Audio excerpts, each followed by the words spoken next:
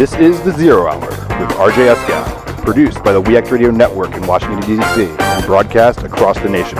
Visit us online at thisisthezerohour.com or at youtube.com/thezerohour. Ladies and gentlemen, RJ Eskow. And we are here for another episode of The Zero Hour. I'm Richard RJ Eskow. Thanks for joining us again. We got a great show lined up for you. The new Populism, The Old Way of Thinking with Tim Geithner, and Dylan's Da Vinci Code. We doesn't get any better than that. But first of all, I want to start out with a little story. The story goes like this. This is originally from Pravda, recirculated by a consulting group called Advisen, and picked up by my wife, Janet, and sent to me because she said, this is right in your wheelhouse. This is the kind of thing you do, and she's right. And the story goes like this. A Russian reptile was hurt and vomited for several hours after it was crushed by an overweight accountant during an accident on a circus bus. That's right. And this is according to Pravda. When the bus hit, or its successor, I can't recall the name right now, when the bus hit a pothole, the 264-pound accountant went flying and landed on top of the 6.5-foot crocodile, as reported by RIA Novosti. That's who it was. Okay, the crocodile, whose name was Fyodor, not Theodore, but Fyodor, like Fyodor Dostoevsky. The crocodile got sick after the unexpected slam and threw up for 3 hours. A medical examination of the animal revealed that he had not suffered internal injuries, but he was held out of his next performance, as reported by Komsomolskaya Pravda. Okay, that's where Pravda comes in. Pravda means truth in Russian, as you know, and I'm sure this is the truth. Circus officials expect that Fyodor will be able to return to performing by the weekend. Now, Fyodor was reportedly experiencing shock symptoms, as was the Soviet circus accountant who fell on him. The accountant also suffered cuts and bruises, which Fyodor presumably did not. An official reprimand was issued to the accountant, and she was advised to lose weight. This is quote-unquote advised to lose weight and quote-unquote to observe safety precautions by wearing her seatbelt in the future. Okay, and Janet, my wife, sent this to me, which I'll have a thought about at the end, about how we can get more stories like this. She sent this to me and was wondering what I might do with it, what the meaning of this story would be to the Zero Hour. And I can tell you precisely what it is.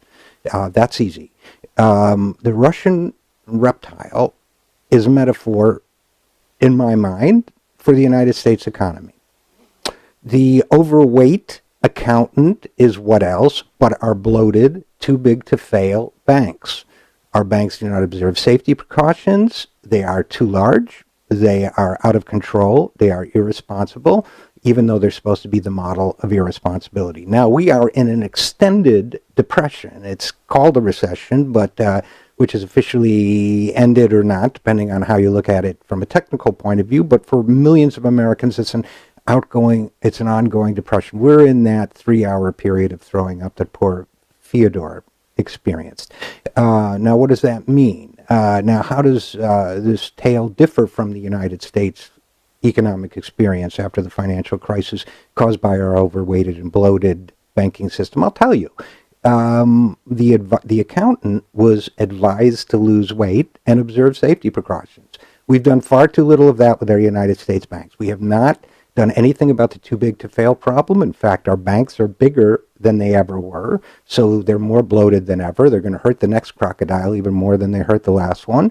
Nor have they really been asked to observe safety precautions. Some modest and reasonable restraints were put into place as a result of the Dodd-Frank bill, but it's not nearly enough. So would that our economy was managed as responsibly as a Soviet circus. That is the moral of the story of Fyodor the crocodile and the overweight accountant. Now, what I want to propose to you, listeners of the Zero Hour and subscribers, we got a lot of you during our first weekend.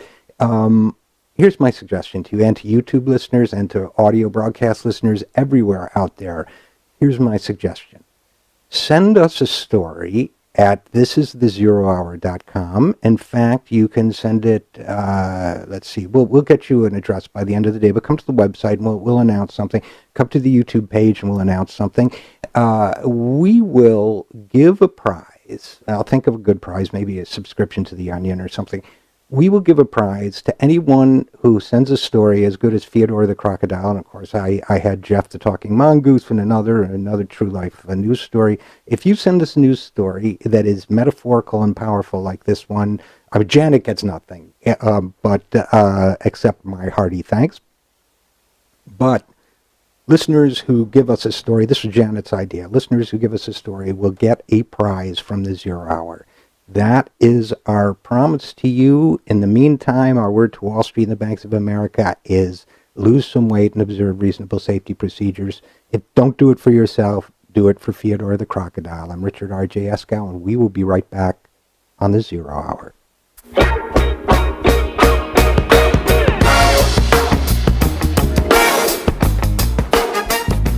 And we are back on the Zero Hour. In the opening monologue, I talked about Fyodor the Crocodile and his unfortunate plight. I would be remiss not to let you know that this week, on May 23rd, the world celebrated World Turtle Day, sponsored yearly since year 2000 by American Tortoise Rescue to bring attention to and increase knowledge of and respect for turtles and tortoises. According to Wikipedia, Turtle Day is celebrated worldwide in a variety of ways, from dressing up as turtles or wearing green summer dresses to saving turtles caught on highways. Okay, so with that gravitas-filled announcement, I'd like to introduce our next guest. Roger Hickey is my friend and colleague and co-director of the Campaign for America's Future, where I am a senior fellow. He's a good friend of the program, a good friend of the progressive movement, and we're delighted to have him back on the show. Roger, thanks for joining us. Thank you, Richard, and I, too, am a fan of turtles. I'm delighted to hear it. But turtles are not the subject du jour.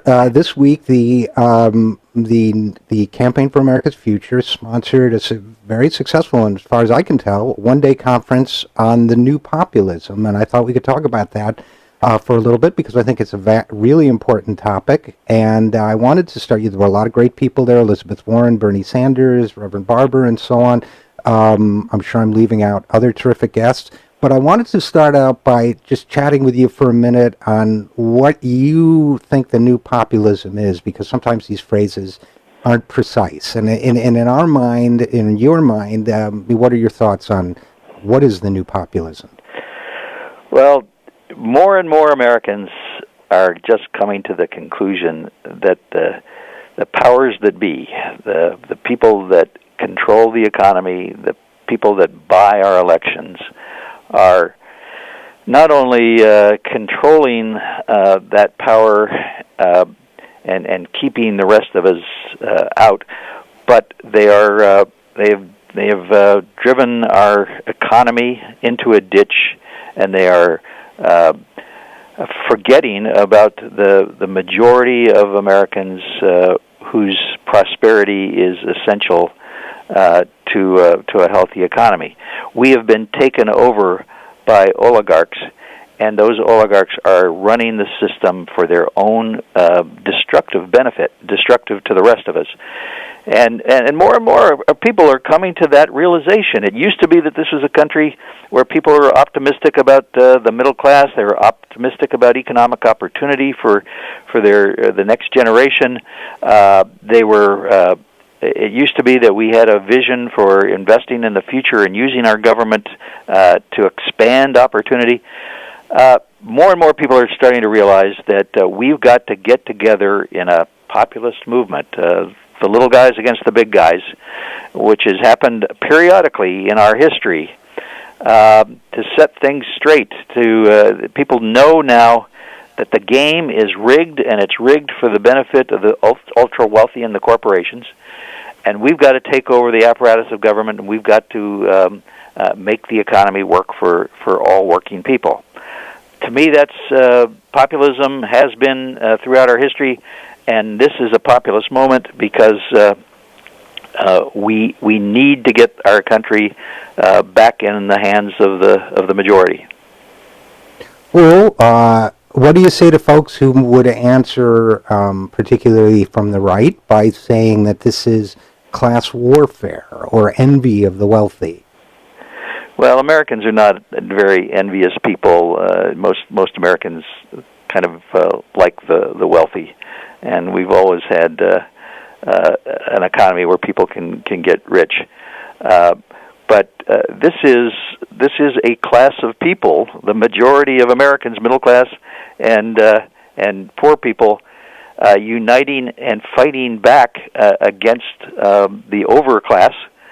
So in that sense, it is class warfare. In this sense, it is the majority of people mobilizing and organizing themselves to say it's time for a change. And if you want to call that class warfare, I'm on the side of the majority of Americans who are now losing out. And this happens periodically in American life, and it happened in the original populist movement back in the 1800s. It happened in the coming together of the labor movement before the New Deal. And it came together during the civil rights movement and anti-war movements in the 1960s. We are going to continue to lose until we get together and fight back. Well, and one of the interesting things you mentioned, I mean, what you really described is defending the majority. And I remember after the First World War, well, I don't personally remember, but they changed the name of the Department of War to the Department of Defense. So maybe we should start calling it class defense instead. But you've mentioned a couple times the majority, and I think this is such an important aspect when we talk about the new populism. We all collaborated at Campaign for America's Future and helped putting together the website called populistmajority.org that shows all the polling results, indicating that the people want a fairer and a more equitable set of economic policies.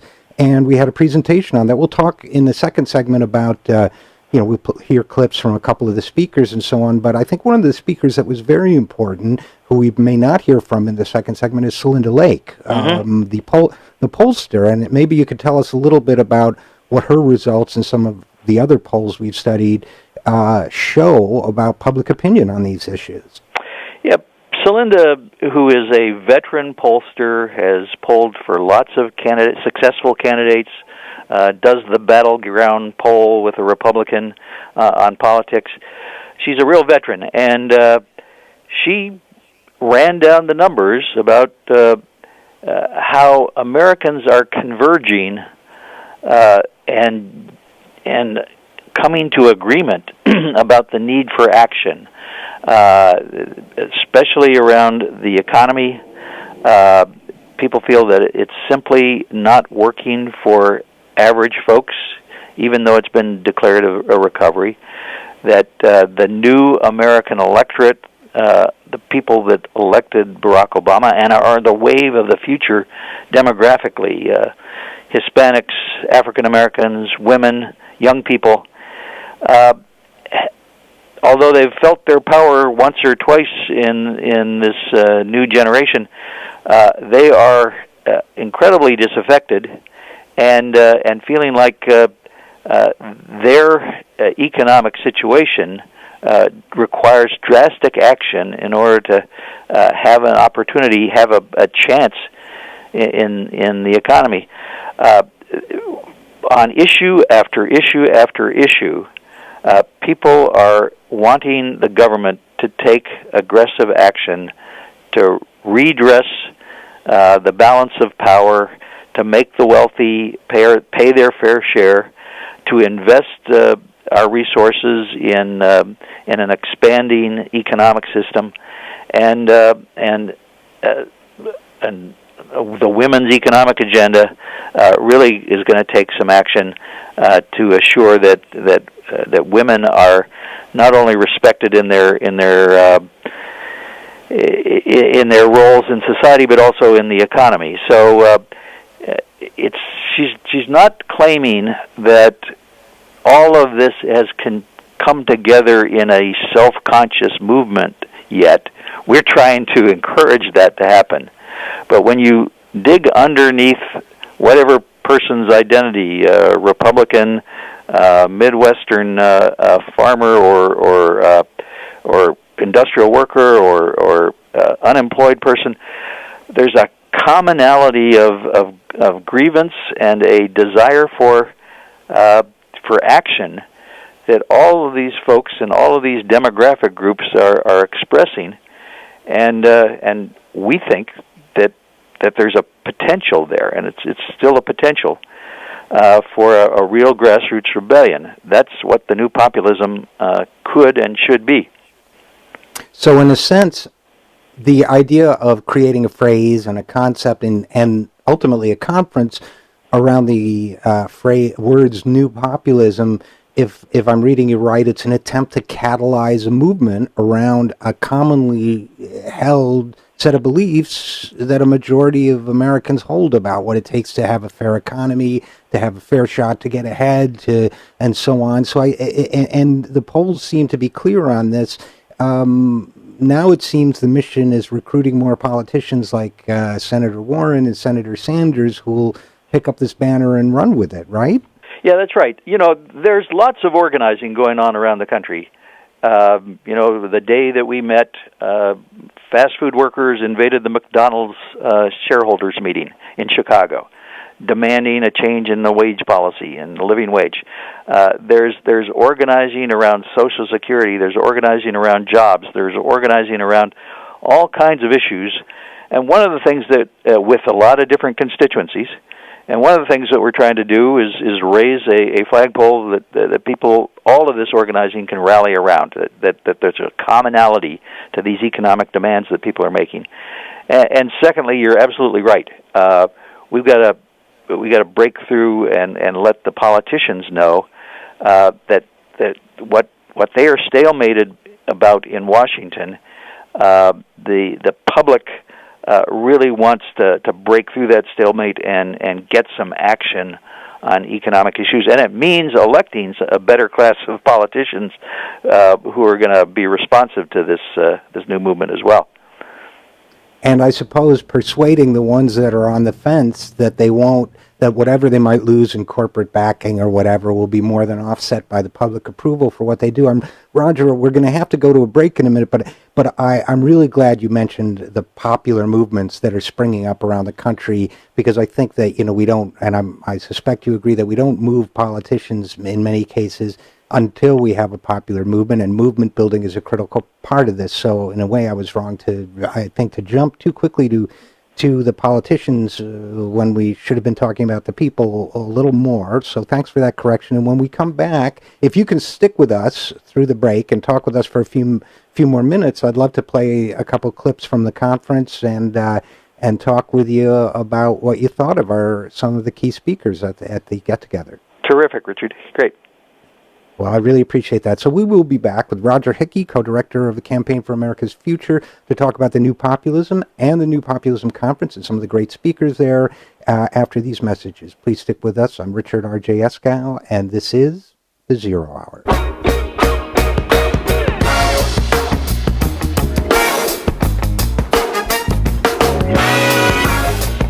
And we are back on the Zero Hour. I am Richard RJ Eskow, and continuing with us is Roger Hickey, co-director of the Campaign for America's Future. We're talking about the new populism, both the movement and the conference, which was held this week in Washington, D.C. And by the way, the keynote speaker, Elizabeth Warren, while she was on the air, we had a total of, according to the data feedback, with systems or whatever, of 10,000 people viewing Senator Warren's speech, which in internet terms is a huge success. I viewed the Pete Peterson Austerity Fiscal Summit online last week, and President Bill Clinton, who's a huge draw everywhere he goes, had a total of 172 viewers for his sales pitch for Austerity Light. So I think that suggests, however you parse those numbers, that there is a market and a movement and a desire for the new populism out there.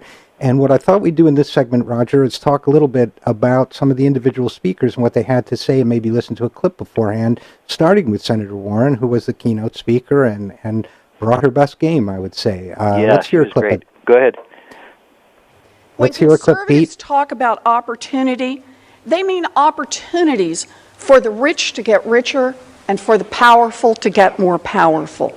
They don't mean opportunities for a young person facing $100,000 in student loan debt to start a life, for someone out of work to get back on his feet, or for someone who worked hard all her life to retire with dignity. The game is rigged. The rich and the powerful have lobbyists and lawyers and plenty of friends in Congress. Everyone else, not so much. Now so what do you think? Whoops. What do you think, Roger? Pretty good speech. What were the big takeaways? It was really a powerful speech, and she's been honing this message not only through her election, her work in the Senate, but also her book travels around her new book, talking to people all over the country. The thing that impressed me was that not only did she do her normal focus on the banks and on consumer protection, but she went through a litany at the end where she talked about what progressive populists are about, investing in people, stronger Wall Street rules. Nobody should work full-time and live in poverty. You should be able to retire in dignity, go to college without being crushed by debt, bargain together as union members, equal pay for equal work, workplace fairness, and it was a pretty good agenda for our conference. She is now consciously the leader of this new progressive populist movement, and she's taking that role. It's very exciting. That is extremely exciting, and she's taking that role while still functioning as a member of the Senate, where compromise and deal making and all of that is written in the DNA of the job. So she's, in my opinion, showing that it can be done. You can work in the political world without compromising the basic message you communicate and the basic values you hold. And speaking of basic values, another terrific speaker, in my opinion, was Reverend Barber from North Carolina. We have a clip of him. Can we hear that, please?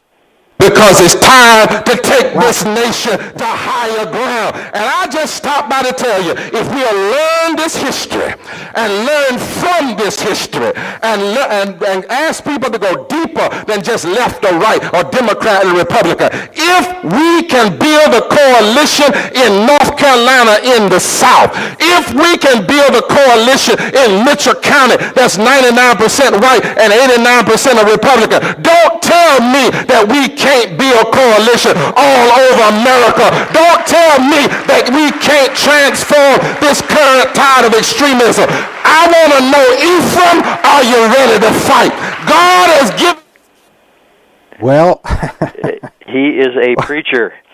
And I had the opportunity the honor to introduce him and tried to give people a reminder of not only what the right wing did in North Carolina when they took over, but how Reverend Barber, far-sighted as he was, started 7 years before that organizing what's become the Moral Mondays movement. He pulled together an amazing coalition of groups, knowing that they were going to be needed. And then when this big infusion of right-wing money came in and swamped the elections in 2012, they started organizing. And it's a model for mobilizing what he calls a fusion progressive populist movement, blacks and whites and all kinds of other folks working together to take back their state. And he is literally an evangelist for this vision that is really informed and led by what's right as opposed to what's wrong.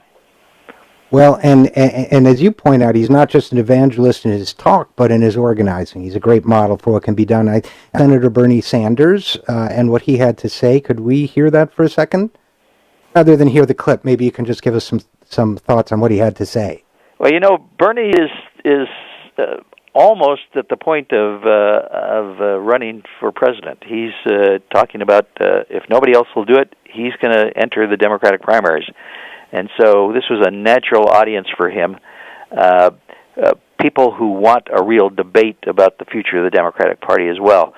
So he gave his normal, full steam ahead defense of programs like Social Security, but also an argument about why we've got to free the economy from the power of the oligarchs and the corporate and the wealthy elites that are taking over our political system.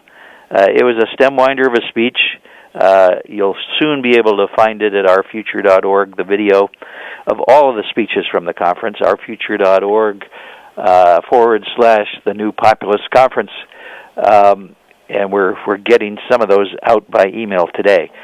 It was a real great combination of inspiring leaders, organizers, activists, and a few experts. All of them are experts, really.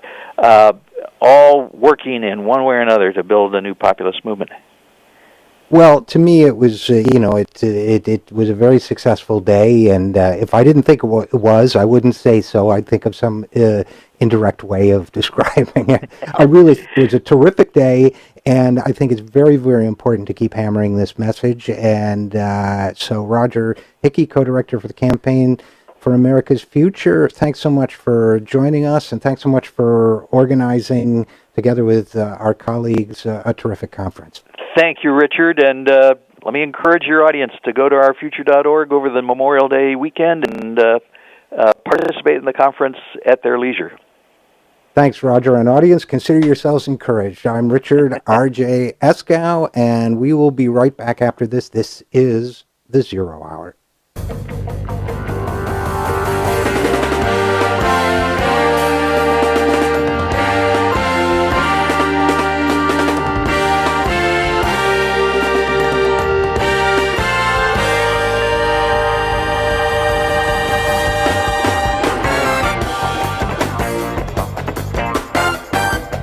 This is The Zero Hour with RJ Eskow, produced by the We Act Radio Network in Washington, D.C., and broadcast across the nation. Visit us online at thisisthezerohour.com or at youtube.com/thezerohour. Ladies and gentlemen, RJ Eskow.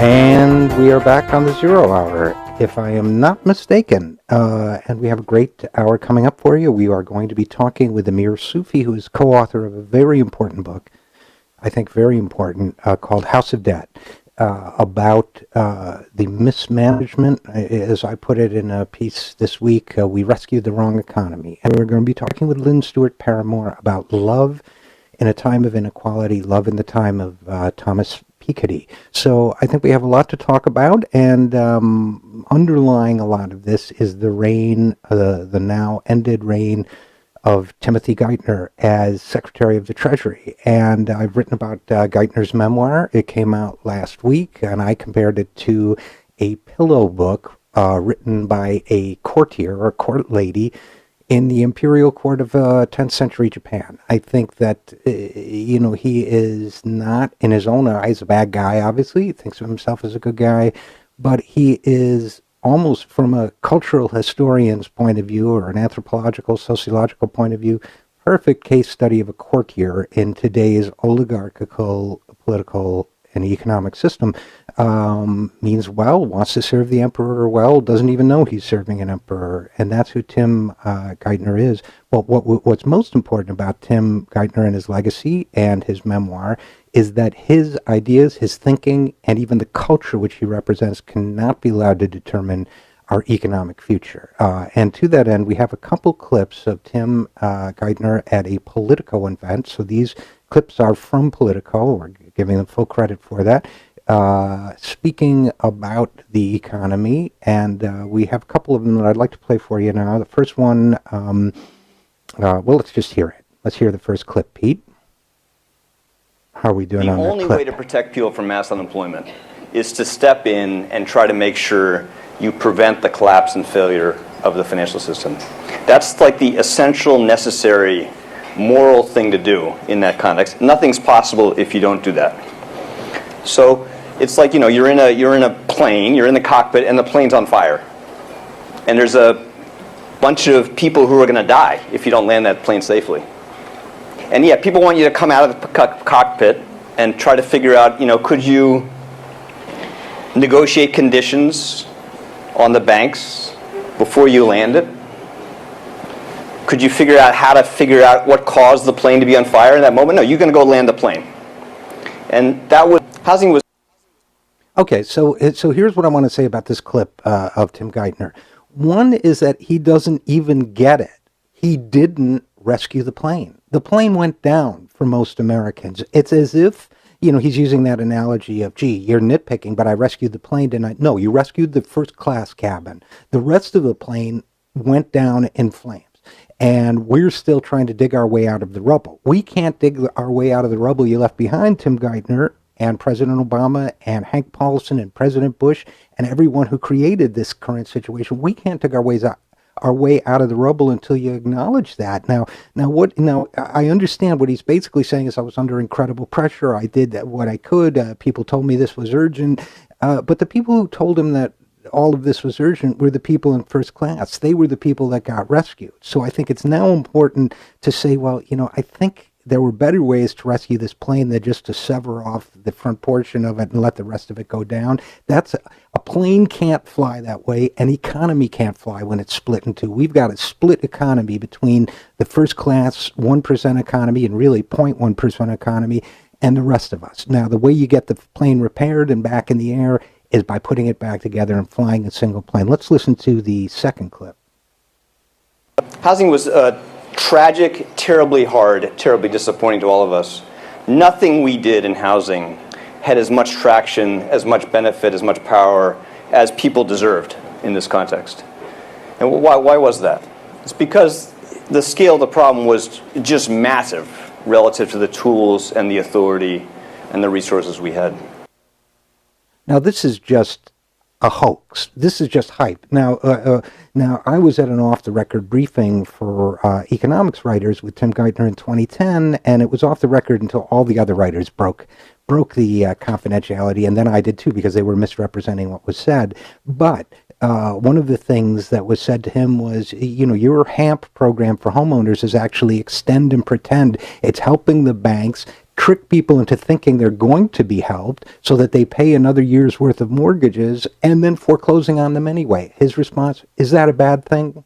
So in other words, even their homeowner program, in my opinion, was designed to help the banks and not the homeowners. I don't think he ever had interest in it. To say now that the problem was too big for anything they had the tools to handle is just simply misleading. They could have ordered principal write-downs. They could have ordered renegotiation of rates. They could have done any number of things. It was well within their purview. They had the resources to do it. They had the tools to do it. They had the regulatory power to do it. When the banks were in trouble, they could have made it a condition of rescue. Look, this guy is pitching himself in a very, very misleading way. And I think the next hour of conversation, first with Lynn Parramore about inequality, and then with Amir Sufi about what we should have done, and by implication, what we could still do to rescue the right economy, is infused with the misleading nature of Tim Geithner's perceptions and his deceptions, whether intentional or just simply a result of his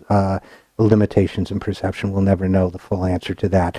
But having said that, reminding you again, these clips of Tim Geithner were made available by Politico. He spoke at Mike Allen's Playbook Breakfast. We're grateful for that because I think, like his book, they offer us a glimpse into the mindset that got us into the mess we're in now. We'll be right back after this. I'm Richard RJ Eskow, and this is The Zero Hour. And we are back on The Zero Hour. We are back, and here to speak with us, I believe, is Lynn Stuart Parramore. Lynn is one of my favorite writers. She's become one of my favorite writers on economic issues. She is a cultural theorist and senior editor at Alternet, where she directs the new Economic Dialogue Project. She writes about culture and economics for Reuters, the Huffington Post, and a bunch of other venues. And I think I found this piece in Al Jazeera, if I'm not mistaken. It was entitled "Love in the Time of Inequality: Could love be capitalism's next casualty? Lynn, thanks so much for being with us. Oh, pleasure to be here with you today.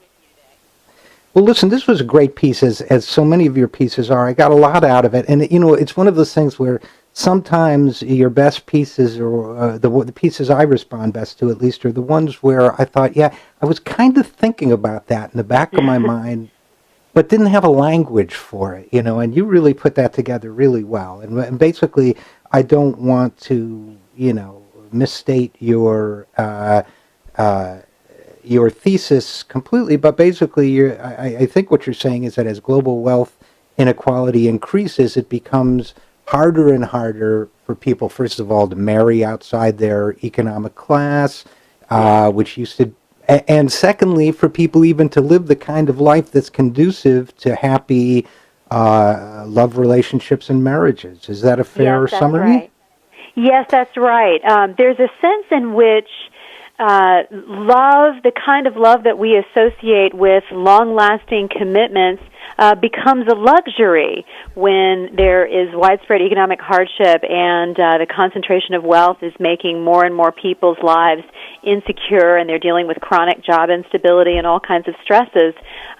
You could almost think of the prosperous post-war period in America as sort of the heyday of romance, and this idea that marriage was about finding a romantic partner, someone who would with whom you would achieve some kind of long-lasting fulfillment, both independently and mutually.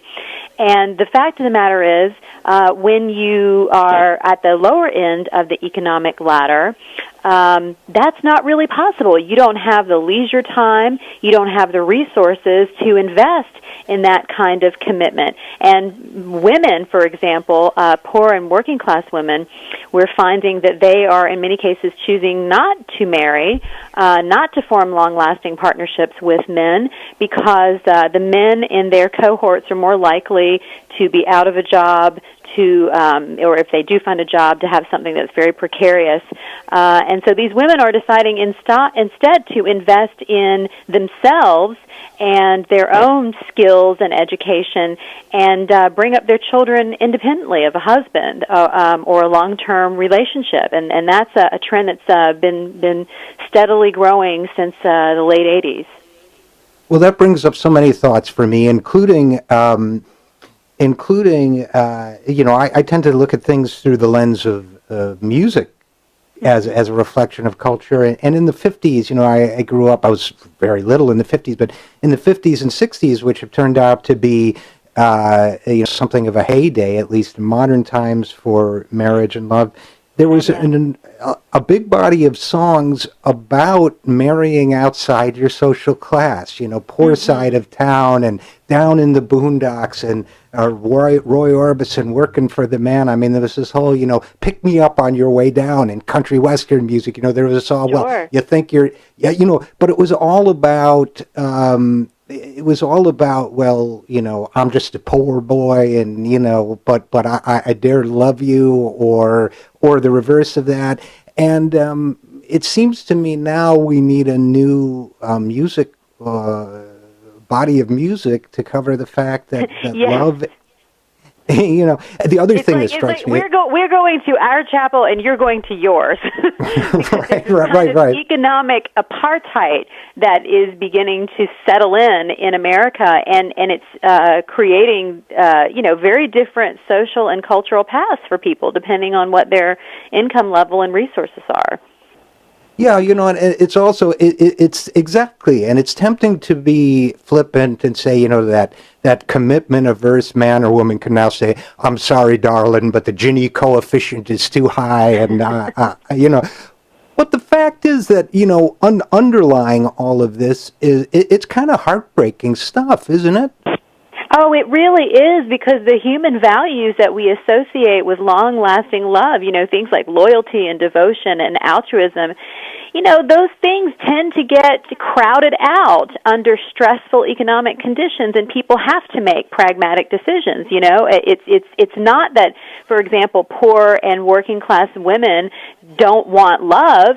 It's just that they have to be pragmatic about the choices that they're making and decide, okay, how am I going to best use the meager resources that I have to have a family? Maybe I'm going to just invest those in raising children on my own rather than take on a husband who might end up being another mouth to feed. And there's June Carbone and Naomi Khan, who have a new book out called Marriage Markets, make the point that in the legal system, our divorce laws are really set up for the advantage of people at the upper end of the economic ladder, and that when you're sort of in the middle, the median income or below, divorce laws are not particularly favorable, especially to women, and so they look at marriage as a fairly risky thing. It's contrary to what we imagine, that marriage is supposed to be this thing that makes life secure, but many of these women are looking at it far differently, and they're sort of looking around in their social world and seeing how many divorces occur and the problems that ensue, and they're just choosing, to forego it altogether.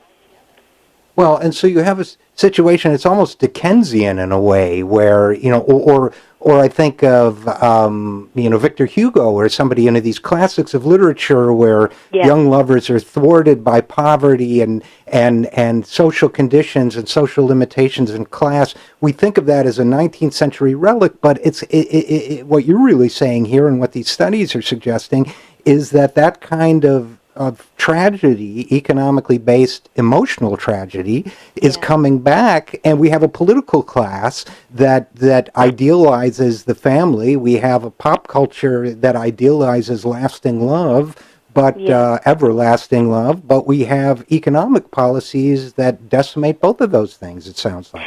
Absolutely, and it's interesting when you look at, what you might think of as the red states, the more conservative states. Lower income people in those states are, more likely to be evangelicals, for example.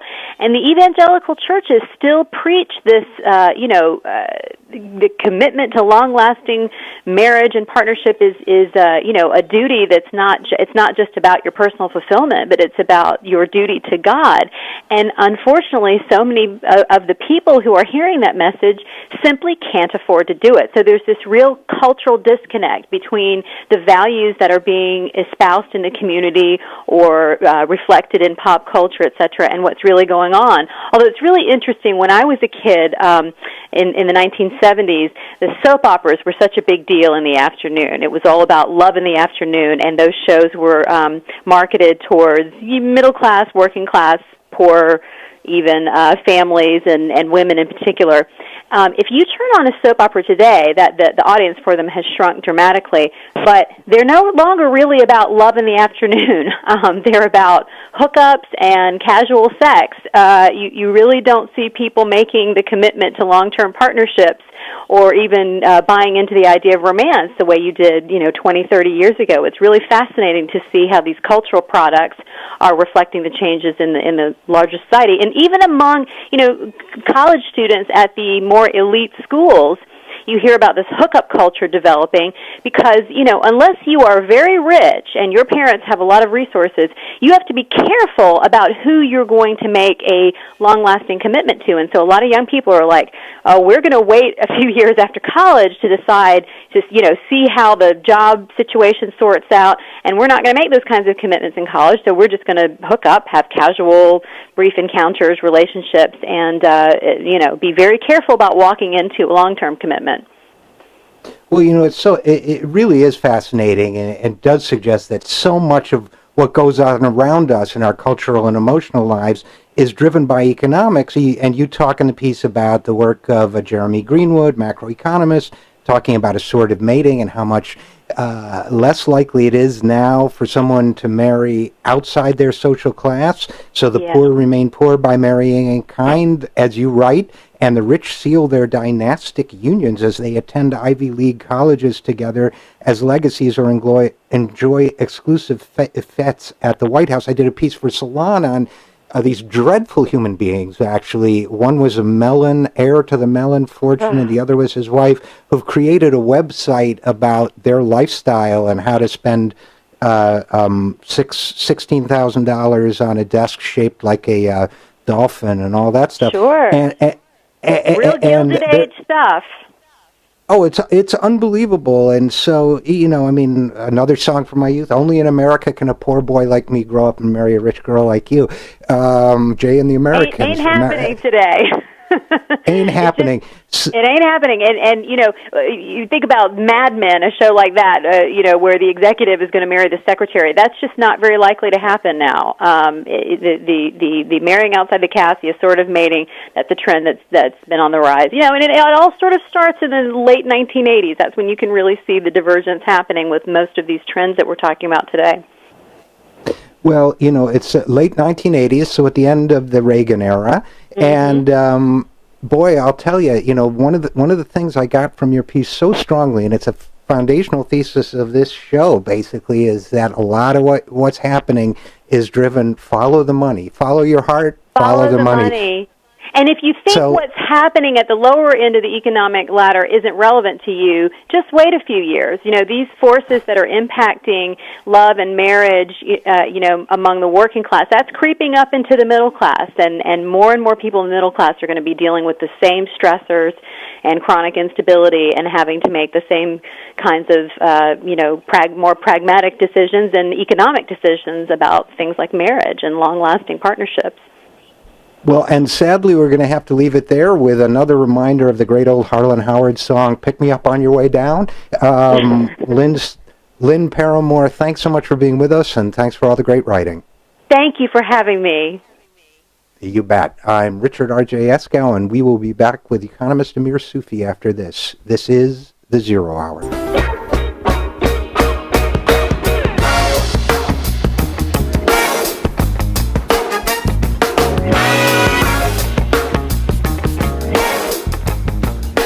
And we are back on the Zero Hour. I am Richard RJ Eskow, and in this segment of the show, we will be talking with Professor Amir Sufi about his book, his very important research, and the book which he co-authored with Atif Mian, entitled House of Debt, How They and You Caused the Great Recession and How We Can Prevent It from Happening Again. Professor Sufi is a professor of finance at the University of Chicago Booth School of Business. He is also a research assistant at the National Bureau of Economic Research. He serves as associate editor for the American Economic Review and the Quarterly Journal of Economics. His research focuses on finance and macroeconomics. He's won numerous prizes, far too numerous to list here. He's been profiled many times. He has great background academically and technically in the field of economics. He and Professor Mian have also written an extremely readable and, in my opinion, very important book about the nature of the 2008 crisis and what followed. Pete, do we have Professor Sufi with us? Yep, I'm here. Oh, excellent. Okay. Well, thank you so much for joining us. My pleasure. And thank you for writing what I consider to be an extremely important book about the nature and sources of our current crisis. And I could attempt to summarize your central thesis and give the elevator pitch, but I would feel much more comfortable if you did it. Oh, yeah, sure. I'm happy to. So we basically have written a book with the central question, what causes severe economic downturns?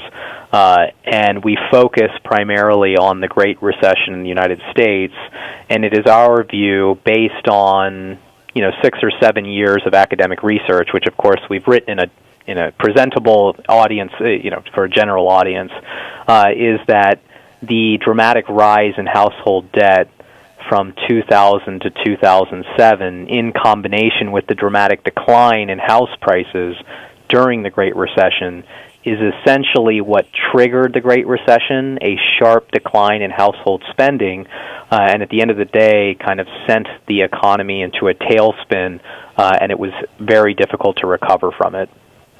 So thank you for that. And I happened to read your book during the same week that I read and reviewed Timothy Geithner's memoir, Stress Test. And one of the main takeaways I took from your book, which, by the way, points out that much of this data was not previously available. You guys have and Heather Boucher wrote a piece and pointed out the same thing. You have discovered some new things along the way. But one of the key things that I took away is that contrary to the statements that others might make, in my opinion, including Geithner, that, we get Jamie Dimon famously said, I told my 7-year-old daughter these disruptions happen every 5 to 7 years, and it's almost like an act of nature. But I think one of your central theses is that, one, they're not an act of nature, they're human-made, and two, that in this case, refine my statement, correct it where necessary, but in effect that the financial crisis was not the important part of what happened of 2008. That was a symptom of an underlying disease, which was this bubble in housing prices, which was bound to collapse, and then the ongoing impact on the economy of the debt which that left on so many millions of Americans. A fair statement? Yeah, that's right. So I think the real advantage of our approach is that we have gathered a tremendous amount of microeconomic data, which allow us to zero in detail on what actually is causing the severe economic downturn. And when you zero in on the actual data, it tells a very compelling story, and that is when house prices crashed, especially in areas of the country that had very high debt burdens, households dramatically pulled back in spending. And in fact, this dynamic actually started and was in full swing even prior to the collapse of Lehman Brothers in September of 2008. So for example, we show that spending on autos, on furniture, on home improvement, even in August of 2008 was almost 10% down from 2007, again, before Lehman Brothers. Obviously, the housing crisis then led to the banking crisis. In some sense, we need to make sure we understand what the cause and the effect was. The financial crisis was a result of the housing crisis. And, of course, the financial crisis and the banking crisis amplified the effect of the downturn. But, again, even in the heart of September, October, November, December of 2008, the areas of the country that saw the biggest decline in spending and the biggest increase in unemployment were the areas that were getting hit hardest by the housing crisis. So our view is very much contrary to the view of Mr. Geithner and others, where they place the banking crisis as the central feature of the Great Recession, and we actually think that's mistaking an effect for a cause. The real cause was elevated household debt and a housing crash that led to a massive pullback in spending. Well, and let's talk about the implications of that for a second, if we might. We're talking with Professor Amir Sufi about his book, House of Debt. If that's the case, then from a policy point of view, the interventions which focused on the banking institutions impacted by the financial crisis didn't get to the heart of the matter, and the real heart of the matter was interventions which could reduce household debt. And according, if I interpret your research correctly, and the book is very clearly written, that suggests that, in fact, specifically that portion of household debt held not by the wealthy so much as by the middle class and lower income homeowners, that by not addressing that, that's what's led to this enormous prolongation of recessionary features, unemployment, and the other problems we're facing today. Yes, that's exactly correct, 100% correct. So our view is that, we don't want to take an extreme view that we're saying, we should have just let the banks fail. There was a need to stabilize the financial system in the fall of 2008.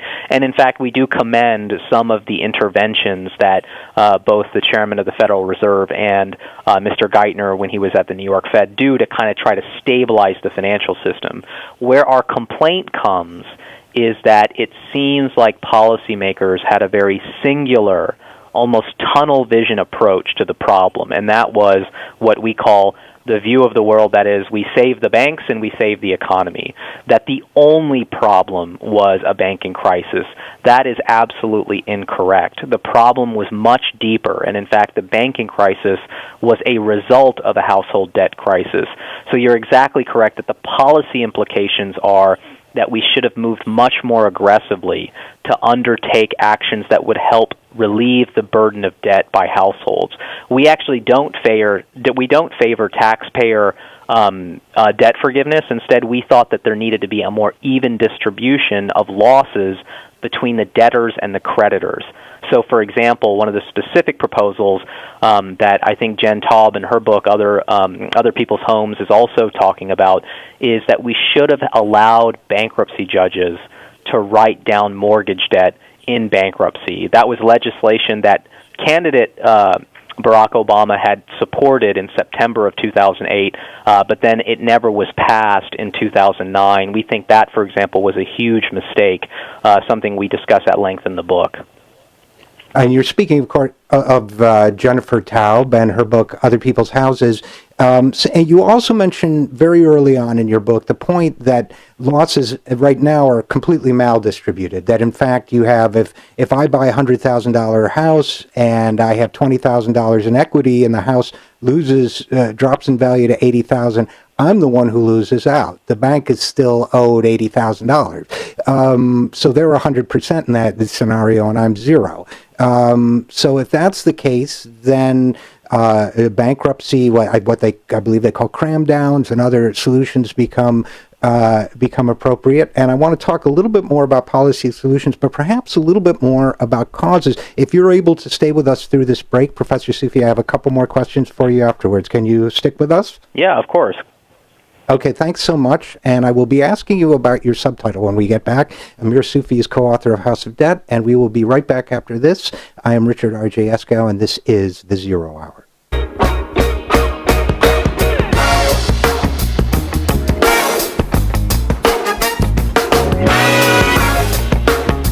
And we are back on The Zero Hour. We are back, and with us is Professor Amir Sufi, co-author of House of Debt, How They and You, in parentheses, caused the Great Recession and How We Can Prevent It from Happening Again. And Professor Sufi, I wanted to ask you about that parenthetical inclusion in your title. Now, we've talked about how to a certain extent, a little bit about how they, I want to talk a little bit more about the they as well as in the you. How did the collective we of the American people contribute, in your estimation, to this recession? So our view is that one of the most dangerous things about debt is the way in which people who may be prone to kind of more myopic behavior, may not think about the future, may excessively borrow when they don't actually have fundamental improvements in wages or income. So the idea is that there were, during the housing boom years, a substantial part of the population who were very aggressively borrowing against home equity in order to finance consumption, basically to finance spending. And that basically led to a situation where you had this dramatic rise in household debt. So that's the sense in which we mean the and you. Now, of course, that process is only possible if there is a group of lenders that are willing to lend money to people who may not be able to actually afford the debt payments in the long run. So our view is that it's kind of a shared responsibility problem, that both lenders and borrowers were in some sense behaving irresponsibly. And at the end of the day, that's why we believe when the crash comes, both the lenders and the borrowers should experience some loss. Instead, what we got essentially was that the borrowers were forced to bear all the losses, and the lenders pretty much escaped unscathed. Well, I understand your point of view, and I certainly think from a dispassionate researcher's perspective, it makes a lot of sense. I also think in terms of economics and incentives, it makes sense that if there's some pain for excessive borrowing, it perhaps improves.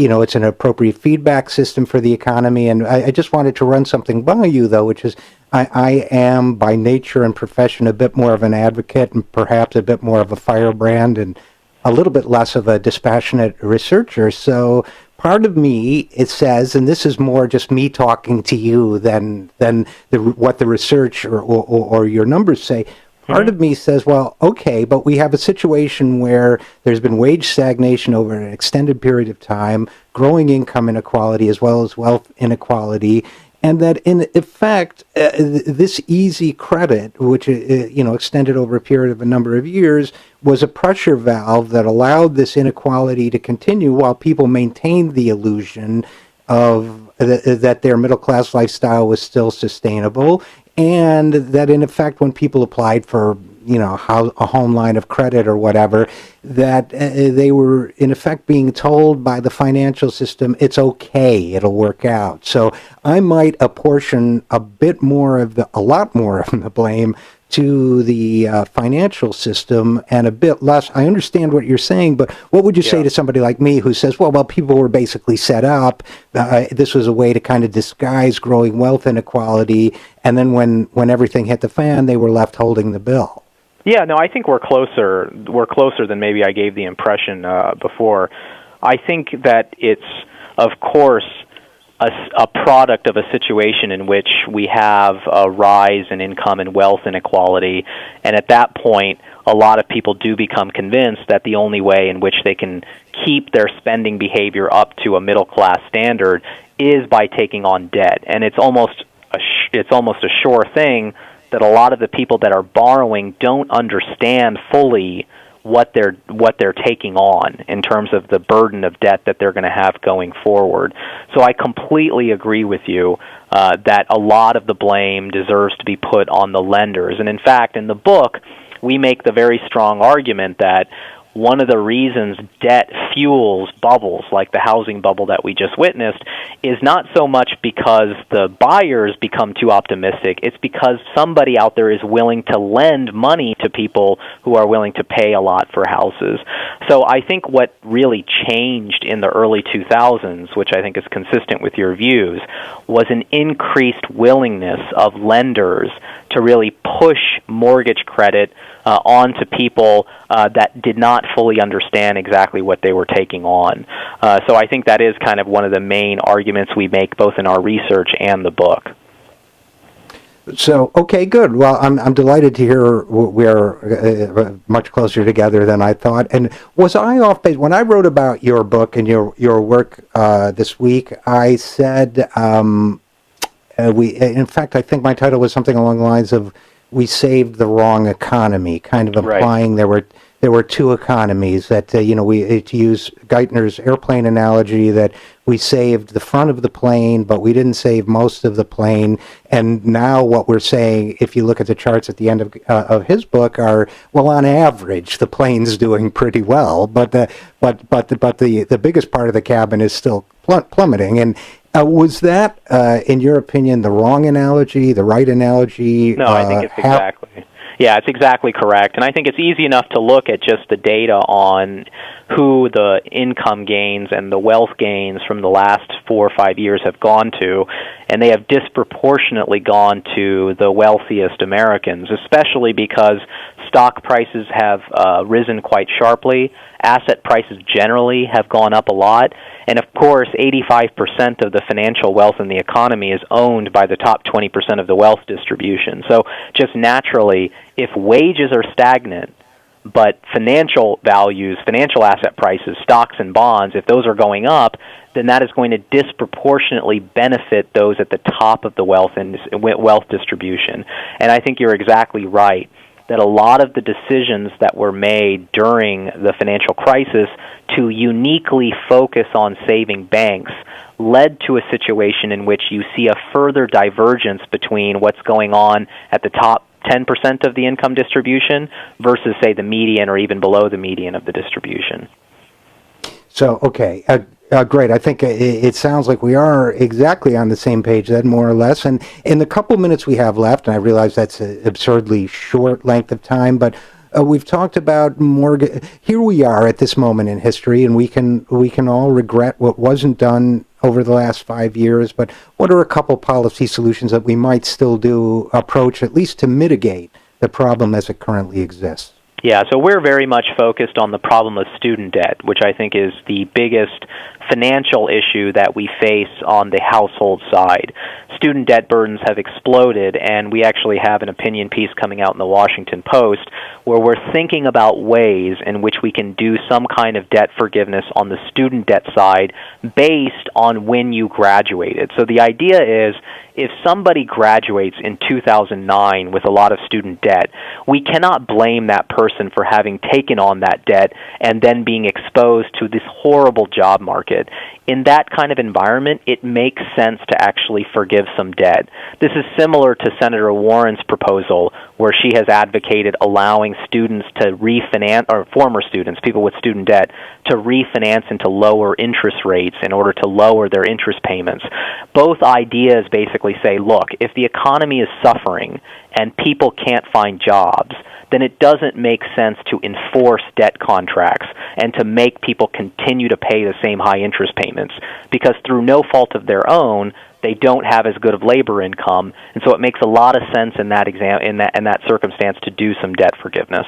So we're really focused on student debt in terms of the message of the book going forward.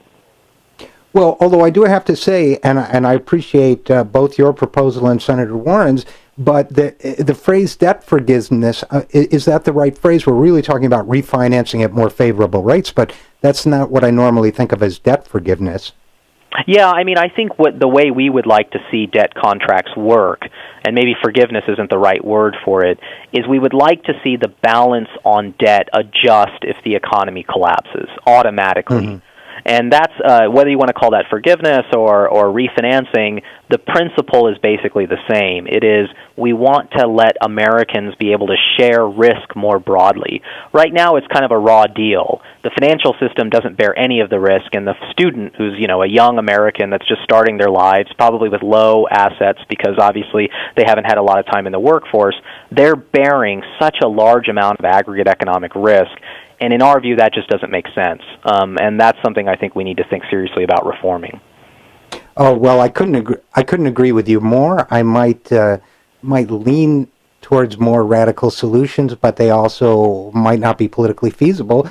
And certainly at a minimum, it seems to me the most reasonable of all proposals to adjust these rates accordingly, especially in this kind of economy, and especially with young people's unemployment being so dramatically high as it is now, correct? Yeah, exactly. I think the only difference between what Senator Warren has discussed and what we're discussing is the only problem we have with her proposal is it would require students to actively, or former students to actively go out and refinance, whereas what we're kind of proposing would just be automatically done. So you wouldn't even actually have to do anything yourself. As soon as market conditions deteriorate, unemployment goes up, your principal balance and your interest payments get lower. That's really the only difference. But at the end of the day, both of us are on the same page in terms of the goal we're trying to accomplish. Well, we'll have to leave it there, but I'm going to encourage people to read your book, Amir Sufi, co-author of House of Debt, How They and You Caused the Great Recession and How We Can Prevent It from Happening Again. Thanks so much for joining us. Thank you very much. It was a pleasure. Same here. I'm Richard RJ Eskow. We got another great hour coming up. This is the Zero Hour.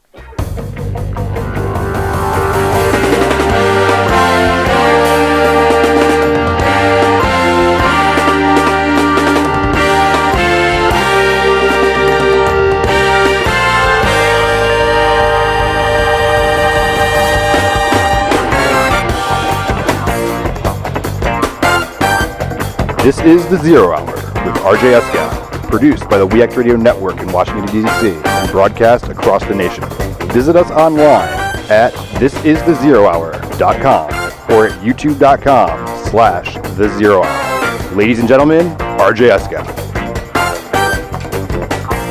Hello, everybody, and welcome back to The Zero Hour. We have a kind of different hour for you today. We're going to be talking about the lack of profundity, the shallowness of the work at what you love argument, do what you love, they call it, with a philosopher named Gordon Marino. We're going to be talking about the Dylan Code, the incredible embedded network, patchwork of plagiarism, which is throughout Dylan's work, which is really, it sounds like conspiracy theory, but it's awesome and it's true, with DJ Scott Warmuth. And we will be talking about the plan to close all Social Security field offices with journalist Jane Slaughter.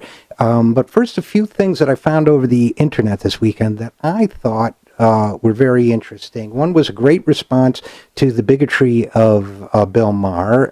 Someone wrote an open letter to Bill Maher from an American Muslim, and she pointed out, among other things, that Bill Maher, in his hatred of Islam, all things Islamic, always says that when someone does something for this American Muslim points out, for example, if someone shoots the young girl Malala in Pakistan, that proves that evil is inherent within the Islamic religion because Malala, because they did it in the name of Islam. But Malala, as this person points out, says she is studying because that's her understanding of Islam. So why does someone like Bill Maher cherry pick the information so that it makes it look as if only the bad things are endemic to Islam and the good things are outside of it? Actually, it's the other way around, because the vast majority of the world's 2.6 billion Muslims are the lovely, fine, ordinary, good people. So she wrote a great piece. I recommend looking that up. And by the way, it occurred to me when Maher was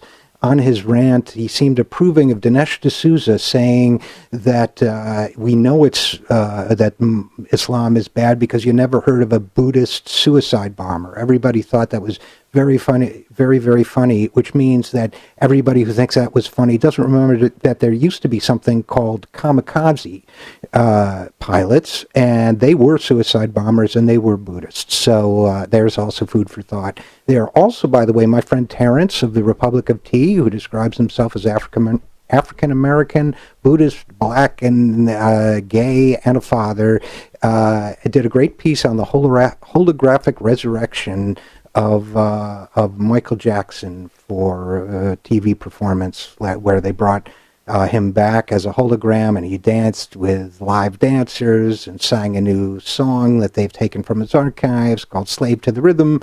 And Terrence writes, holographic resurrections of famous performers are still dead inside. I think we're going to see a lot more of them, which gets to the heart of what performance is. Is it an artistic expression, or is it a synthesized form of entertainment based on an artistic expression that happened a long time ago? There are a lot of issues that tie into that, copyright and the market incentive to create new original content, because someday it won't just be dead performers. It'll be living performers who you don't want to pay money. I did a studio session as a mandolinist, actually, even though I don't really play mandolin, but, I faked it.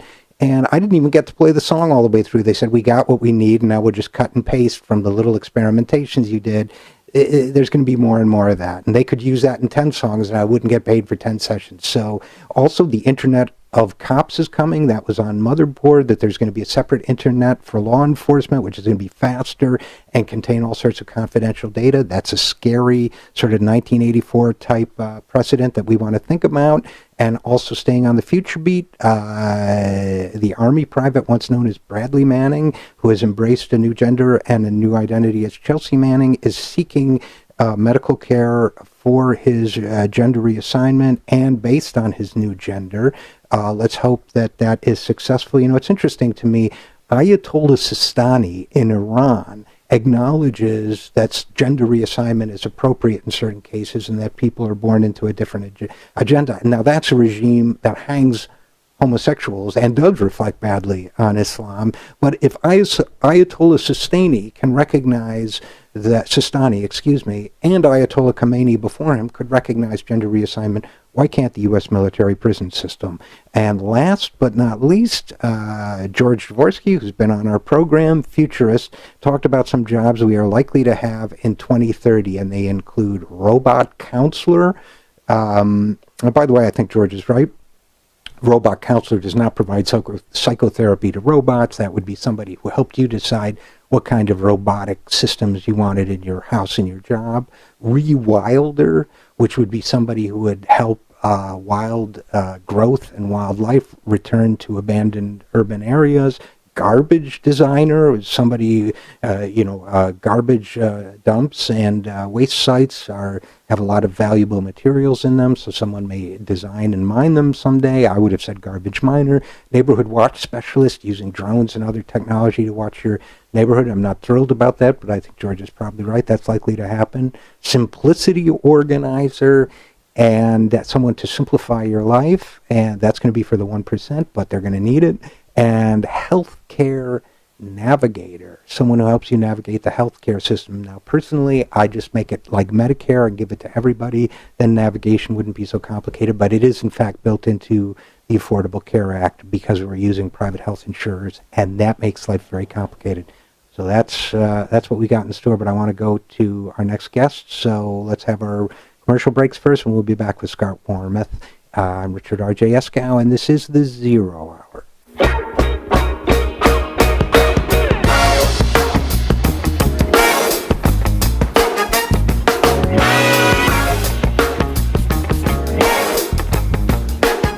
And we are back on the Zero Hour. What we will be discussing in this segment is an opinion piece by Gordon Marino on whether it makes sense to follow the philosophy, do what you love. Gordon Marino is a professor of philosophy and director of the Kierkegaard Library at St. Olaf College. He is a Kierkegaard expert, it's clear from his bio, and he's co-editor of the Cambridge Companion to Kierkegaard, as well as a number of books, including Modern Libraries, Basic Writings of Existentialism and Ethics. And before we go any further, Gordon Marino, thanks so much for being with us. Oh, thanks for having me. I appreciate your interest.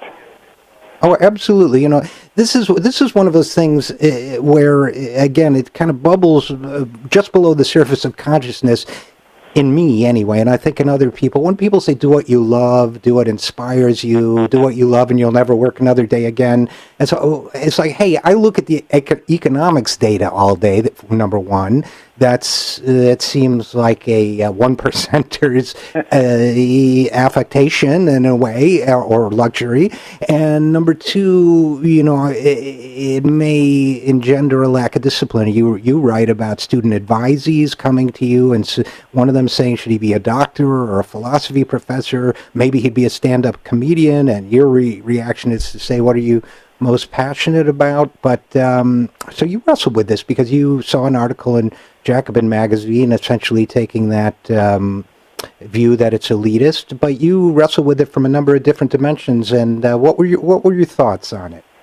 Well, I mean, I thought a balance. There was a kind of an imbalance there. There were people thinking in terms of vocation, just in terms of their passions and their likes. And historically, you know, the notion of vocation has been connected with some sense of duty, and I think to some extent we've lost that. And I also think it's important for people to be able to work hard at things they don't like doing, you know, the things that need to be done that aren't particularly fun or don't connect with your passions. And some of the do-what-you-love philosophy kind of undermines that. Yeah, I got that from what you wrote, and I thought that was interesting. First, I mean, there are different dimensions of duty, too, and I think it's worth mentioning that at this point, too. You know, you mentioned your father didn't do what he loved. He labored at a job he detested so that he could send his children to college. My father kind of liked what he did, but it wasn't his passion. It wasn't what he wanted to do. He came from that class. You got to get a job, man. This is the world.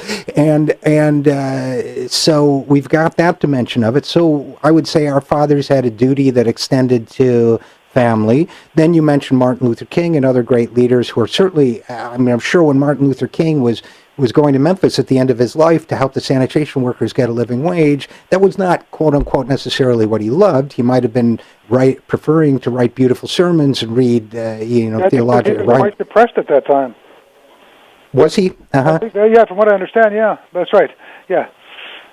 And depression is part of the process of sacrifice. He might have been preferred to read and analyze the works of Niebuhr or another great theologian, but there he was doing his work. So I think there's that dimension of it. Now, I might argue that it's not, and I want your thoughts on this, that doing what you love and doing what you're passionate about are not necessarily synonymous. That King was passionate about social justice, even if he didn't love it and even if he found it depressing. But I think that I'm glad you mentioned duty, because that seems to be the through line. Whatever happened to the idea that you do what circumstance and opportunity and your own talents obliges you to do out of a sense of duty. Right, and that's something that seems to be getting lost with a certain economic class of people. Right, the idea of doing something just out of a sense of duty or because you need to is hard for some students to relate to. Not so much for the kids I deal with in town. So the idea of doing what you need to do, I think is important. And so there's a certain kind of narcissism in the way we approach vocation, I think, today. That was really the issue I was responding to. Yeah, I think narcissism and perhaps, wouldn't you say, what's the word, immediate gratification, an inability to defer gratification? Well, but also a recognition that very few people are in a situation where they can do what they love. Right? That it's only a certain kind of class of person that can do that. Again, most of the people, the kids I'm also a boxing trainer, so I run a boxing gym for years, and I have a lot of kids that are economically challenged, and they're in no position to do just what they love. So it's important for people who do follow that philosophy to recognize it's quite a privilege. Now, again, sure. sometimes there is a tremendous harmony between you can be doing. I was certainly not arguing that if you love doing something, you shouldn't do it. Doing what you love really does tend to focus us in certain ways, and we're much more liable to be successful at it. But it shouldn't be the bottom line of everything, of all our choices. So let's talk it through for a second. You're a student advisor. You advise students a lot, and let's talk about those underprivileged kids at the gym. Okay, they don't have the luxury of saying, well, I'd like to be a pointillist painter or study the history of pointillist painting necessarily. I'd like to be a pilot, yeah. Right. But on the other hand, if they're a good boxer, they might be able to be a gym teacher. If we don't stop cutting education programs and gym programs, which is another whole story. So would that be a case where maybe there's a balance between, you could say to a kid like that, look, hey, you like to box, you're good at it, you're an athlete, you could help other kids when you become an adult, this is something you might want to balance. The duty comes in as well as the aptitude and as well as the love. Should we start thinking in those terms maybe? Well, yeah, I think context is really important. In terms of offering advice, you really need to know the situation and talents of the person you're talking with a lot of time. But it's more of what, for those kids, they have a deep sense of what would be best for my family.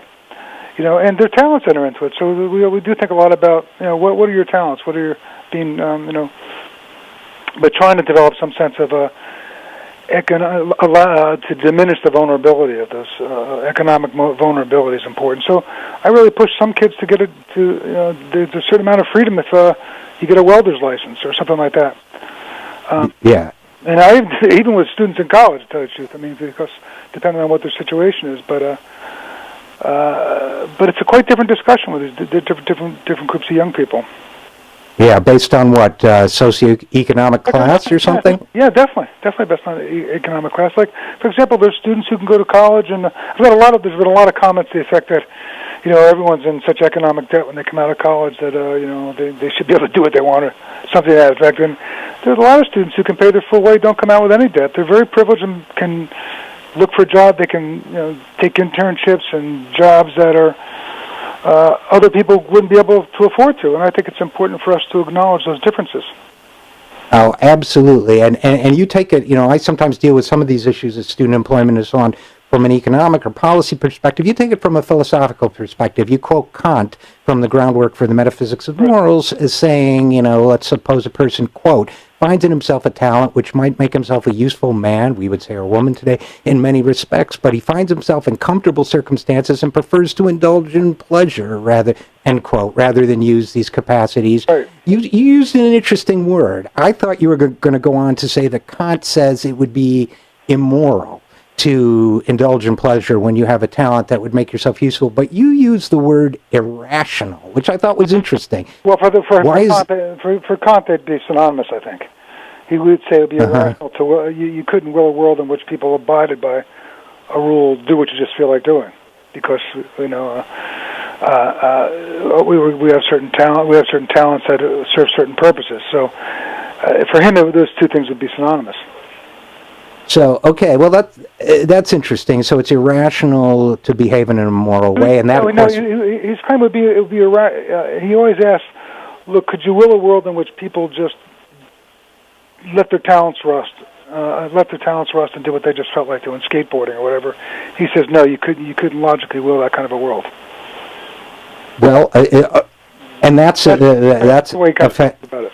I'm sorry. And that's an ethos that needs to be brought into the conversation, I think. And by the way, there's a Kierkegaard quote, which you're going to tell me I mangle or misremember, but as I recall it from many years ago, it was something to the effect of life can only be understood backwards, but it has to be lived forwards. So, and the reason why I hope I got close, but the reason why.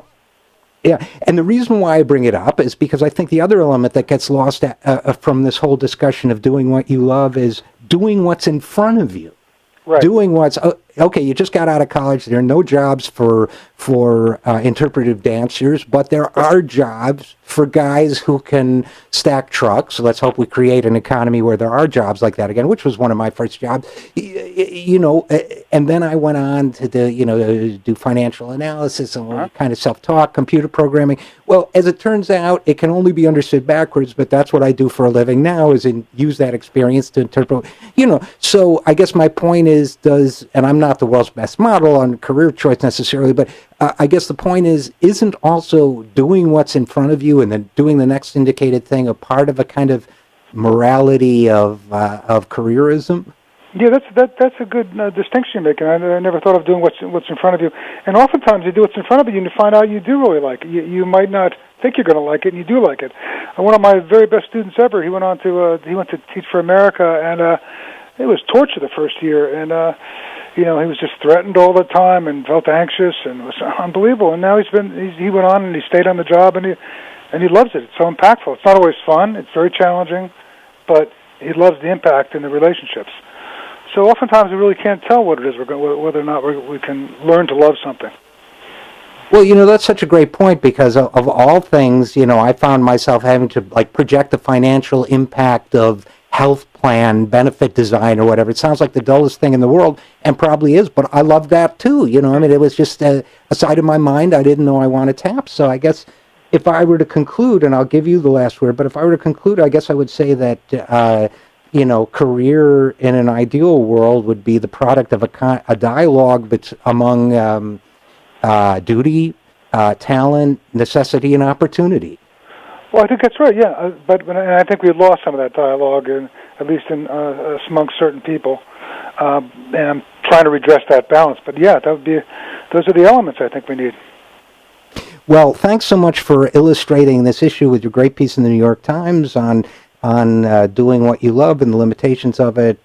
Gordon Marino, professor of philosophy, thanks so much for joining us. Thanks for a good discussion. I really appreciate it. Me too. I'm Richard RJ Eskow, and we will be right back after this on The Zero Hour.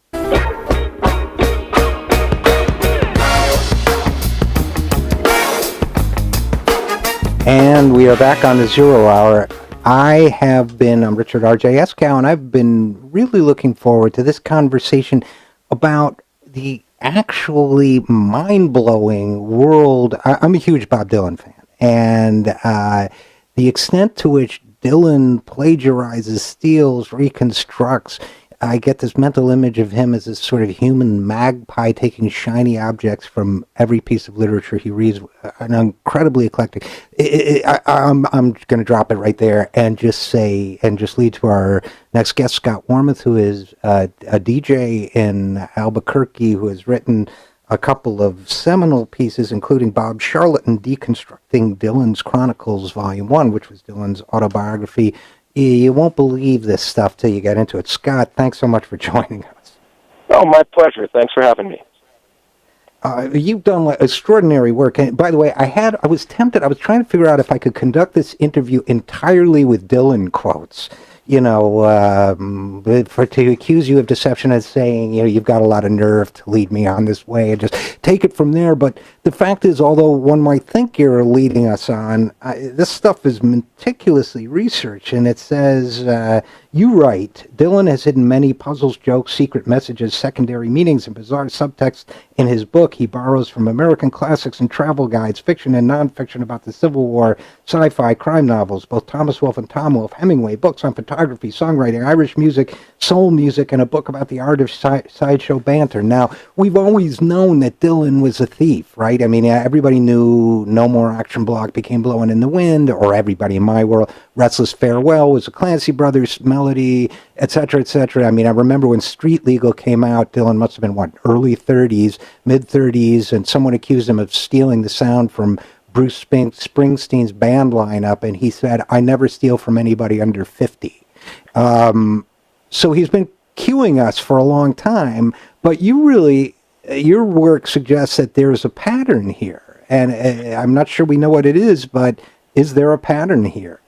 Well, there's as you point out, there's some things that go back to the dawn of his career that I think are common to a lot of writers and musicians in terms of incorporating things that you hear or see and using it in your work. But I see a shift change, a sea change in about 1997, when his album Time Out of Mind came out, and really reaching a peak with three things. The album Love and Theft, of course, the title of that tips the hat there, and then his movie Masked and Anonymous, which itself is a quote from a book on minstrelsy, as is Love and Theft, and his and Chronicles Volume 1, where the borrowings become much more deliberate and purposeful and paired, where different things are placed together in interesting contexts. And I think it's different than what we saw early on, and I think that's part of the disconnect in terms of some people's reaction to the stuff that I've been writing, is that the notion is, well, this is what everybody does. Well, I think what he's been doing in the last 15, 20 years is very different. I don't see a lot of artists working that way, and it makes, for me, Dylan's work even more fascinating than it ever had been, which is perhaps something people didn't anticipate at this later stage in his career. Well, and people listening to the show might say, well, look, this sounds conspiracy theory-ish. It's somebody said Da Vinci Code, whatever. But the point is, what's so striking to me is, I don't fall for that stuff by and large. Your research is meticulous, and you talk about this amazing description of Johnny Cash that just jumped out at me in the book, where he says Johnny didn't have a piercing yell, but 10,000 years of culture fell from him. He could have been a cave dweller. He sounds like he's at the edge of the fire, or in deep snow, or in a ghostly forest, on and on and on. And you point out that is basically a cut and paste from Son of the Wolf, a Jack London story, and on and on and on, and the 49 Rules of Power self-help book, and how much is lifted from that. So, in fact, the Chronicles book, someone reviewed Love and Theft and analyzed it against the 19th century Southern poet Henry Timrod, but here it basically begins to look like it's a mosaic constructed from bits and pieces of maybe 3 or 4 key books and then a number of others, right? Yes, that's the case, and I think that's part of the thing that makes it interesting, is it does sound like a conspiracy theory, and I can appreciate that. It's what magicians call the impossible claim. I'm going to show you something that's impossible, and then they do. Well, in this case, there's been people saying impossible things about Bob Dylan's work for decades, so I think that's part of the challenge, and it makes it an uphill battle when I'm looking at things and going, oh, everyone I might present this to is going to say this is impossible, or find a way to slough it off. So I think that's part of, and I've always been interested in Bob Dylan's work and in music in general, being a lifelong music fan. So to notice that he's starting to do things that were different, I think it was incumbent on me to do the meticulous research, to sit down and slowly read through, say, for instance, for me, one of the most interesting things was Dylan's use of Hemingway. So to go back and find parallels, and then to go reread the Hemingway short stories,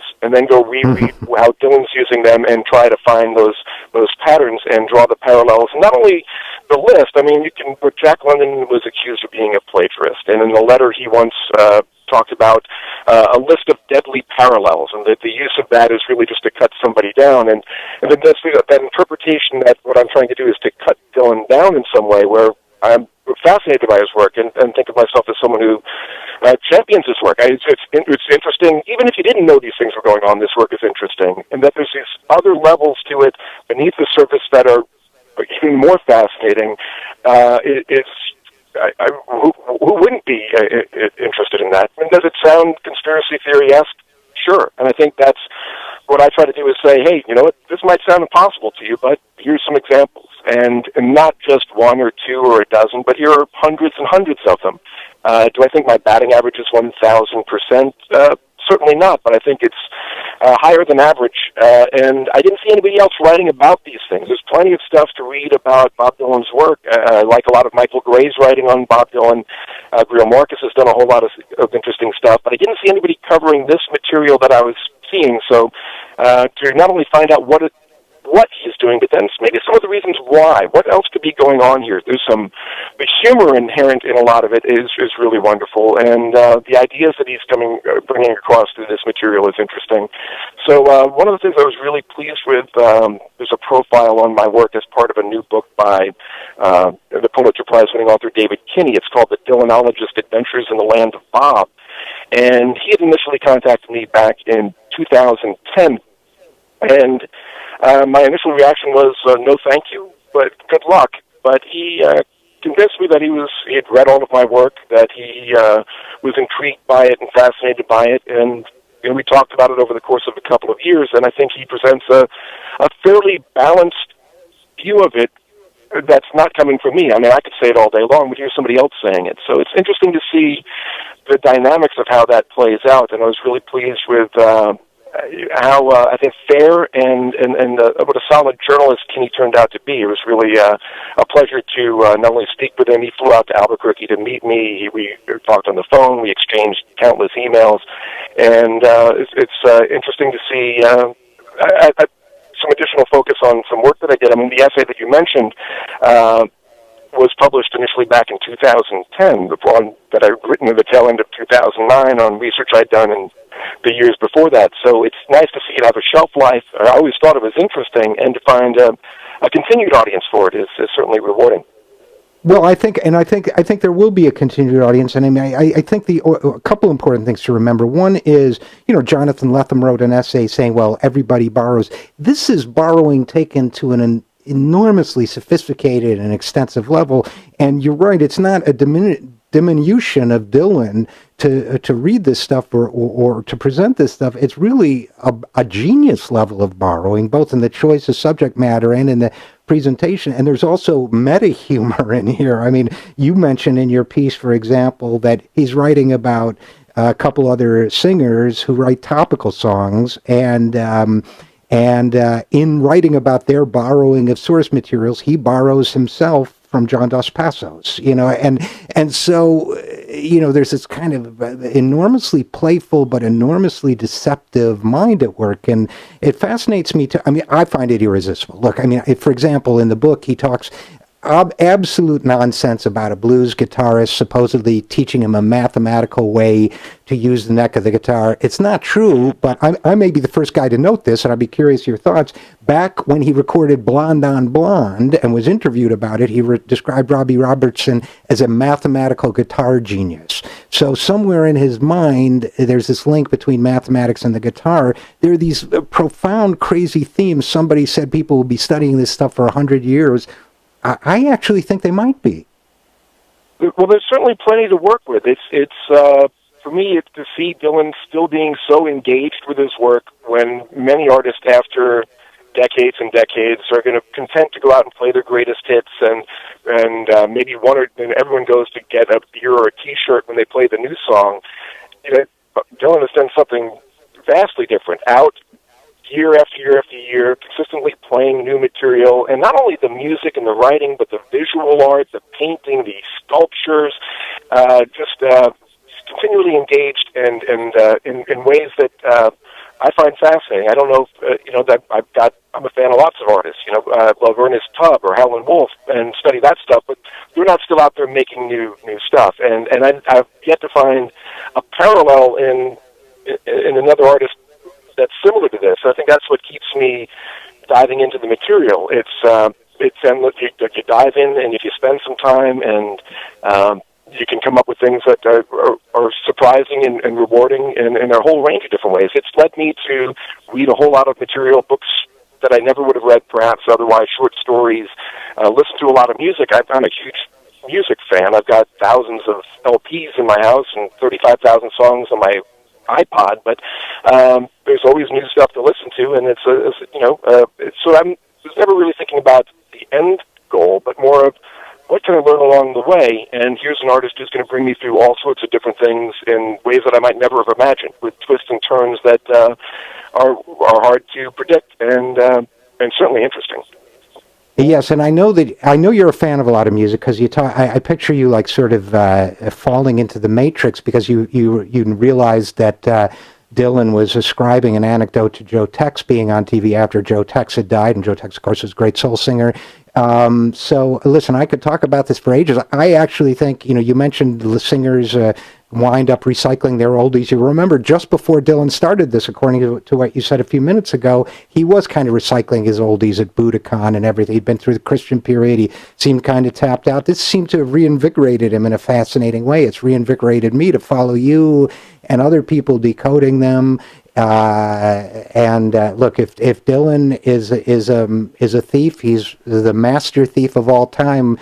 And of course, the thief image appears in his lyrics too. So, Scott Warmuth, DJ,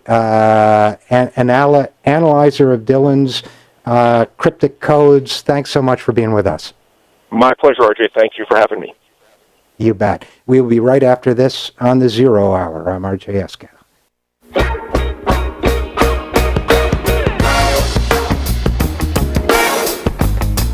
And we are back on the Zero Hour.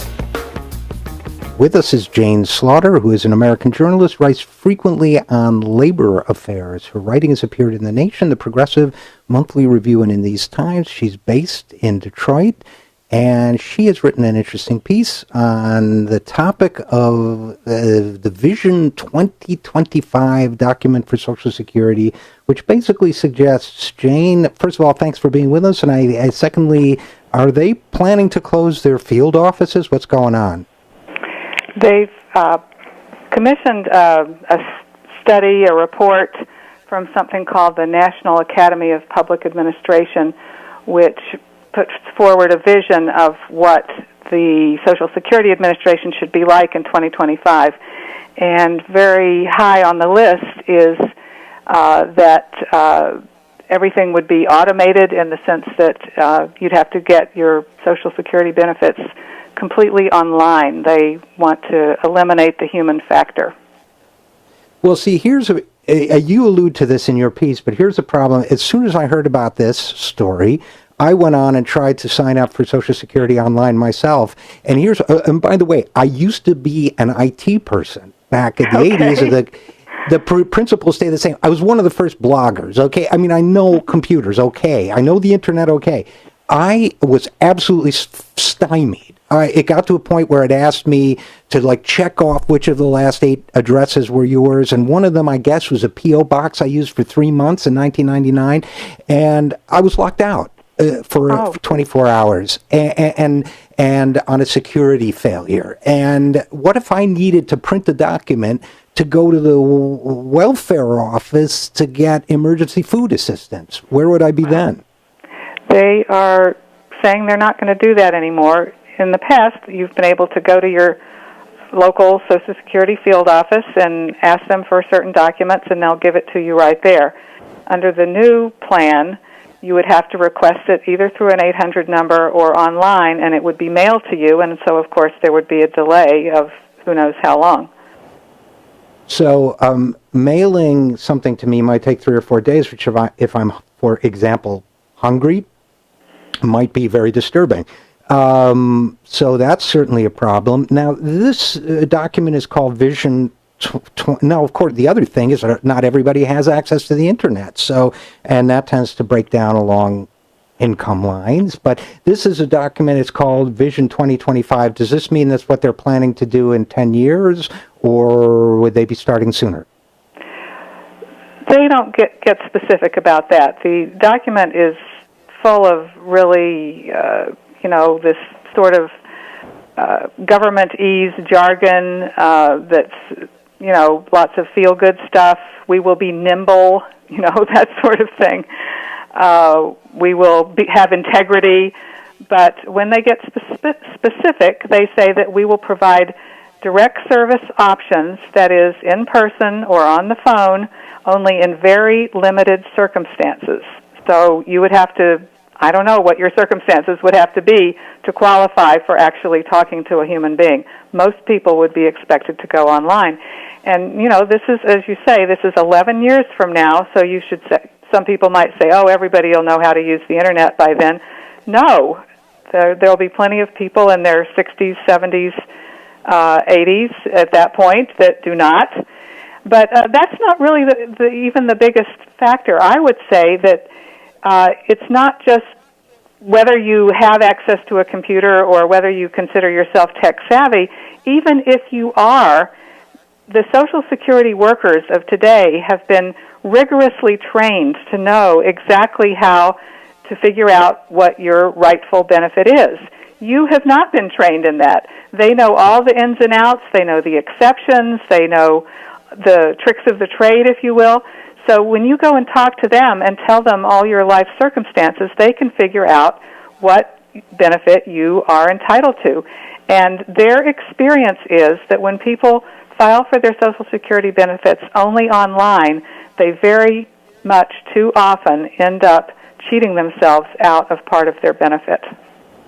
Well, that is such a terrific point about all this. And, I actually wrote about Vision 2025 a little bit myself, but the piece that I missed is the piece you just mentioned, which is that human beings, maybe in 11 years, artificial intelligence will be wonderful, but it's not going to be as wonderful as sitting across the street from an empathetic human being who says, by the way, Richard, or Jane, you're entitled to this as well, or, how's your health, or whatever questions they might be willing to ask. So, the one thing I don't want to do here is feed the narrative that government can't do anything right. I mean, the reason why there are these problems is because Congress is starving the Social Security Administration for money, not because the Social Security Administration is incredibly efficient and good at what it does, but they've cut its budget sharply. So what should people be looking out for and maybe fighting for in terms of avoiding this kind of dystopian future where we can't get our Social Security benefits very easily?